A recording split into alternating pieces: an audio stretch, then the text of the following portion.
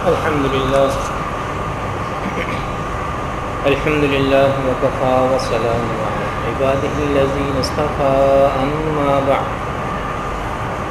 أما بعد فأعوذ بالله من الشيطان الرجيم بسم الله الرحمن الرحيم وَلَقَدْ خَلَقْنَا الْإِنسَانَ مِنْ صَلْصَالٍ مِنْ حَمَإٍ مَسْنُونٍ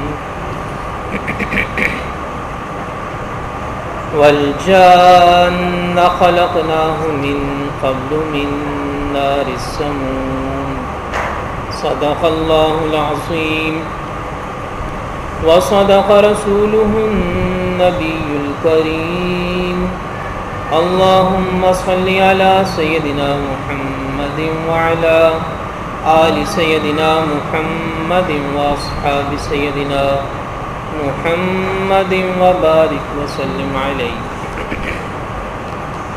سورۃ الحجر کے تیسرے رکوع میں اللہ تعالیٰ نے انسان اول کی پیدائش، حضرت آدم علیہ السلام کی تخلیق اور پیدائش کے بعد شیطان کو سجدے کا حکم، شیطان کا انکار اور انکار کی صورت میں شیطان کے ساتھ اللہ کا جو معاملہ ہوا، یہ سب مضامین یہاں سورہ حجر کے تیسرے رکوع میں آ رہے ہیں۔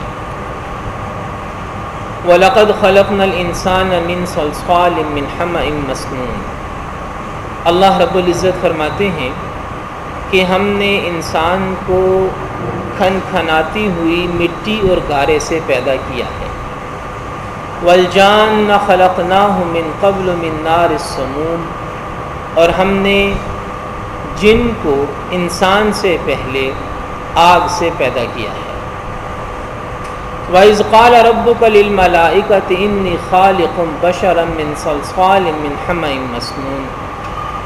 اللہ تعالیٰ نے آدم کی پیدائش سے پہلے فرشتوں سے کہا کہ میں کھنکھناتی مٹی سے ایک بشر پیدا کرنے والا ہوں۔ فَإِذَا سَوَّيْتُهُ وَنَفَخْتُ فِيهِ مِنْ رُوحِي فَقَعُوا لَهُ سَاجِدِينَ، جب میں اس کو ٹھیک کر لوں، بنا لوں اور اس میں اپنی روح پھونک دوں تو تم سارے کے سارے اس کے سامنے سجدہ کرنا۔ چنانچہ آدم علیہ السلام کو پیدا کیا گیا، ان میں روح پھونکی گئی تو قرآن یہ کہتا ہے فَسَجَدَ الْمَلَائِكَةُ كُلُّهُمْ أَجْمَعُونَ، سارے کے سارے فرشتے ایک ساتھ سجدے میں گر گئے، إِلَّا إِبْلِيسَ أَبَىٰ أَن يَكُونَ مَعَ السَّاجِدِينَ، سوائے ابلیس کے، اس نے سجدہ کرنے سے انکار کیا۔ میرے محترم بھائی اور دوستو، قرآن مجید کے بالکل شروع میں سورہ بقرہ کے ابتدائی رکوعات میں یہ موضوع تفصیل کے ساتھ گزرا ہے کہ حضرت آدم علیہ السلام کی پیدائش، فرشتوں کو سجدے کا حکم، فرشتوں کا سجدہ کرنا، شیطان کا انکار کرنا۔ سب سے پہلی چیز یہ ہے کہ فرشتوں کا حضرت آدم علیہ السلام کو سجدہ، یہ دراصل حضرت آدم علیہ السلام کو سجدہ نہیں تھا، بلکہ یہ اللہ کے حکم کو سجدہ تھا۔ ایک پہلی بات تو سمجھنے کی یہ ہے، اور دوسری بات کہ یہ دراصل فرشتوں پر انسان کی عظمت کا اعتراف تھا، فرشتوں سے انسانی عظمت کا اقرار اور اظہار کروانا تھا، اس لیے کہ اللہ تعالیٰ نے انسان کو یہ صلاحیت دی ہے کہ یہ اپنے نیک اعمال کی بدولت فرشتوں سے آگے بڑھ سکتا ہے۔ اگر یہ اطاعت والی زندگی گزارے، اگر یہ نبیوں کے لائے ہوئے پیغام کے مطابق زندگی گزارے، تو اللہ نے انسان کو یہ صلاحیت اور یہ استعداد دی ہے کہ یہ فرشتوں سے آگے بڑھ سکتا ہے۔ اور اسی جسد خاکی میں، اسی انسان میں ایسی شیطانیت بھی ہے کہ یہ جانوروں کو اور شیطان کو بھی پیچھے چھوڑ سکتا ہے، کہ اپنی بدعملی میں، اپنی شیطانیت میں اور اپنی سیاہ کاری میں بھی اتنا آگے بڑھ سکتا ہے کہ جانوروں اور شیطان کو بھی پیچھے چھوڑ دے۔ دونوں جانب میں دونوں چیزوں کا احتمال اور دونوں چیزوں کی استعداد انسان کے اندر موجود ہے۔ تو چونکہ یہ فرشتوں سے آگے بڑھنے کی صلاحیت موجود تھی، انبیاء کرام علیہم السلام انسانوں میں سے آنے تھے، اور سب سے بڑھ کر حضور نبی کریم صلی اللہ تعالی علیہ وسلم نے انسانوں میں سے ہی تشریف لانا تھا، اس لیے فرشتوں کو بھی حکم دیا گیا کہ وہ حضرت آدم علیہ السلام کو سجدہ کریں، الا ابلیس، سوائے ابلیس کے، ابا ان یکون مع الساجدین، اس نے سجدہ کرنے سے انکار کیا۔ سجدہ کرنے سے انکار کیوں کیا؟ خود جب اللہ تعالیٰ نے شیطان سے پوچھا یا ابلیس ما لک الا تکون مع الساجدین، تم سجدہ کیوں نہیں کرتے؟ تو کہنے لگا الم اکن لاسجد لبشر خلقتہ من صلصال من حمأ مسنون، کہ میں کسی بشر کو سجدہ کیسے کر سکتا ہوں جسے آپ نے مٹی سے تخلیق کیا ہے۔ ایک اور مقام پہ قرآن مجید میں یہ جواب کچھ یوں آیا کہ خلقتنی من نار وخلقتہ من طین، کہ آپ نے آدم کو مٹی سے بنایا اور مجھے آگ سے بنایا۔ اب یہ شیطان اپنی عقل کو استعمال کرتا ہے۔ شیطان کی جو دلیل ہے وہ عقلی اعتبار سے بالکل صحیح دلیل ہے، عقلی اعتبار سے صحیح دلیل ہے کہ آدم کو مٹی سے بنایا، مجھے آگ سے بنایا۔ مٹی نیچے جاتی ہے، مٹی خاک ہے، نیچے جاتی ہے، اور آگ اوپر جاتی ہے۔ مٹی سستی ہے، آگ مہنگی ہے۔ مٹی زندگی کے لیے ضروری نہیں ہے، آگ یعنی حرارت کے بغیر زندگی کا وجود نہیں ہے۔ اس کی دلیل عقلی اعتبار سے، سائنسی اعتبار سے بالکل صحیح دلیل تھی کہ زندگی حرارت کا انعام ہے، حرارت آگ کی وجہ سے پیدا ہوتی ہے۔ یہ جو آتش پرست آگ کو پوجتے ہیں وہ اسی لیے پوجتے ہیں کہ وہ یہ کہتے ہیں کہ آگ حرارت ہے اور حرارت زندگی ہے، ہم تو زندگی کو پوجتے ہیں۔ تو شیطان نے اپنی عقل کے گھوڑے دوڑائے اور کہا کہ میں اعلیٰ، یہ ادنا، اعلیٰ ادنا کو سجدہ کیوں کرے؟ اور پھر عقل کی پرستش کی وجہ سے، عقلیت پسندی کی وجہ سے، عقلیت پسندی کا جو سب سے پہلا شکار تھا وہ شیطان تھا۔ کہا جاتا ہے کہ جو آدمی عقل کی بنیاد پہ شریعت کے فیصلے کرتا ہے وہ شیطانی ضابطوں کی پیروی کر رہا ہوتا ہے، اس لیے کہ سب سے پہلے شرعی فیصلے کے لیے عقل کو استعمال کرنے والا شیطان تھا، جس نے وحی کو اور حکم کو پس پشت ڈال دیا۔ حکم یہ تھا کہ سجدہ کرو، عقل کہتی ہے نہ کرو۔ شیطان نے عقل کی مانی، قیامت تک کے لیے مردود ہو گیا۔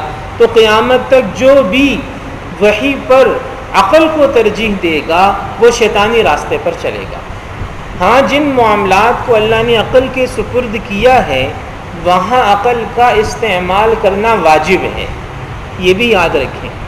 جن معاملات کو اللہ نے عقل کے سپرد کیا ہے وہاں عقل کو استعمال کرنا واجب ہے۔ مثال کے طور پر ایک کسان کھیتی باڑی کرتا ہے۔ اب کھیتی باڑی کا جو پورا مرحلہ ہے، بیج کے لیے زمین نرم کرنے سے لے کر فصل کاٹنے تک اور کاٹ کے منڈی میں لے جانے تک جتنے مراحل ہیں یہ قرآن مجید میں نہیں ہے، نہ یہ حدیث میں ہے، نہ یہ انبیاء کرام علیہم السلام نے بتائے ہیں، یہ اللہ نے انسان کی عقل میں رکھ دیا۔ اب انسان کے لیے واجب ہے کہ یہاں عقل کو استعمال کرے۔ فیکٹری کیسے چلانی ہے، مزدور اور ملازم وہاں کیسے رکھنے ہیں، نظام کیسے بنانا ہے، مشینیں کیسے رکھنی ہیں، مشینیں کیسے بنانی ہیں، یہ اللہ نے انسان کی عقل کے اندر رکھ دیا۔ اب وہاں عقل کا استعمال کرنا واجب ہے۔ لیکن جب شریعت کی بات آتی ہے، جب دین کی بات آتی ہے تو ظہر کی نماز کی رکعتیں 4 ہیں، 4 ہی رہیں گی۔ ہم اپنی عقل کی بنیاد پہ انہیں کم یا زیادہ نہیں کر سکتے۔ سورج غروب ہونے سے پہلے روزہ افطار نہیں کرنا تو بس نہیں کرنا، ہم اپنی عقل سے پہلے اسے آگے پیچھے نہیں کر سکتے۔ تو دین کے اندر، وحی کے معاملات کے اندر، شرعی حکم کے اندر سب سے پہلے عقل کو شیطان نے استعمال کیا اور قیامت تک کے لیے مردود ہوا۔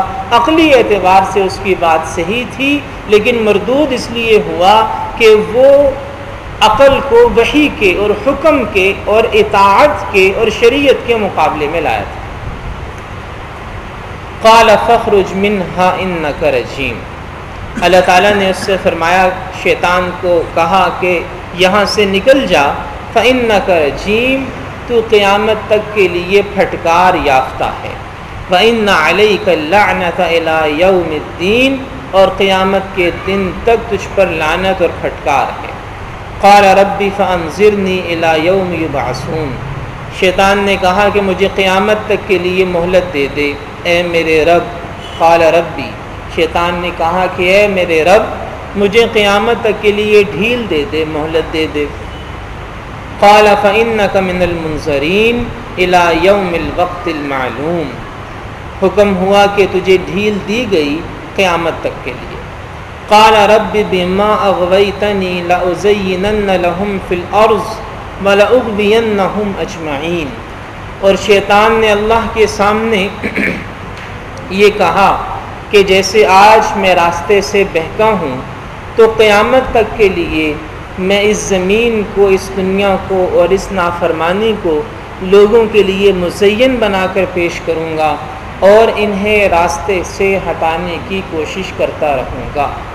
الا عبادک منہم المخلصین، اور میرے وار سے تیرے وہی بندے بچ سکیں گے جو خالص بندے ہوں گے، جو چنے ہوئے بندے ہوں گے، میرے وار سے بس وہی بچ سکیں گے۔ قال ھذا صراط علی مستقیم، فرمایا اللہ تعالیٰ نے کہ یہ سیدھا راستہ میں بندوں کو دکھاتا رہوں گا۔ ان عبادی لیس لک علیہم سلطان الا من اتبعک من الغاوین، جو میرے خالص بندے ہوں گے ان پر تیرا زور نہیں چل سکے گا، ہاں وہ جو بھٹکے ہوموں کی پیروی کریں گے وہ ضرور بضرور تیرے قابو میں اور تیرے تسلط میں آ جائیں گے۔ یہ مکالمہ ہوا اللہ تعالیٰ کا اور شیطان کا۔ شیطان نے کہا کہ میں ہٹاؤں گا راستے سے، اللہ نے فرمایا کہ جو میرے خالص بندے ہوں گے، ان عبادی لیس لک علیہم سلطان، جو میرے خالص بندے ہوں گے ان پر تیرا زور نہیں چل سکے گا۔ اب میرے محترم بھائی اور دوستو، فیصلہ ہم نے کرنا ہے کہ ہم شیطانی راستوں پر چل کر زندگی گزارتے ہیں یا ہم رحمانی راستوں پر چل کر زندگی گزارتے ہیں، ہم اللہ کے وفادار بنتے ہیں یا ہم شیطان کے وفادار بنتے ہیں۔ یہ فیصلہ ہم نے خود کرنا ہے۔ دونوں راستے ہمارے سامنے ہیں، رحمانی راستہ بھی اور شیطانی راستہ بھی۔ چلنا ہم نے اپنی مرضی سے ہے، رحمانی راستے پہ چلیں گے تو جنت مقدر ہے، شیطانی راستے پر چلیں گے تو شیطان کے ساتھ جہنم میں جانا پڑے گا۔ اللہ پاک ہم میں سے ہر ایک کو قرآن مجید کو سمجھ کر اس پر عمل کرنے کی توفیق عطا فرمائے۔